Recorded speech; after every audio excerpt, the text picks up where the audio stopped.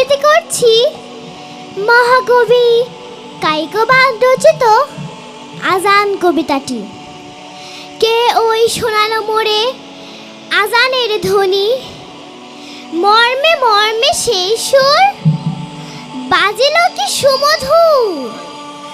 আকুল হইল প্রাণ, নাচিল ধমনী, কি মধুর আজানের ধ্বনি। আমি তো পাগল হয়ে সে মধুর তানে, কি যে এক আকর্ষণে ছুটে যাই মুগ্ধ মনে। কি নিশীথে কি দিবসে মসজিদের পানে, হৃদয়ের তারে তারে প্রাণের শোণিত ধারে, কি যে এক ঢেউ ওঠে ভক্তির তুফানে। কত সুধা আছে সেই মধুর আজানে, নদী ও পাখির গানে তারই প্রতিধ্বনি।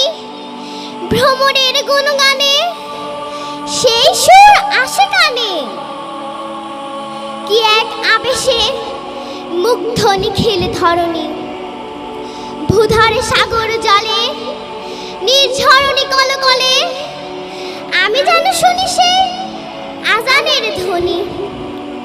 আহা, যবে সেই সুর সুমধুর স্বরে ভাসে দূর সায়াহ্নের নিথর অম্বরে, প্রাণ করে আমচান কি মধুর সে আজান।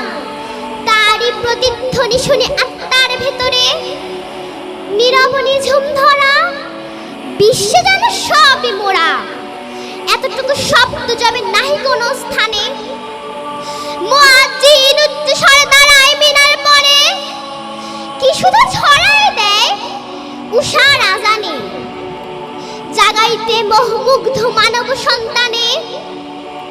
আহা, কি মধুর ওই আজানের ধ্বনি, মর্মে মর্মে সেই সুর বাজিল কি সুমধুর। আকুল হইল প্রাণ, নাচিল ধমনী, কি মধুর ওই আজানের ধ্বনি। ধন্যবাদ। আসসালামু আলাইকুম।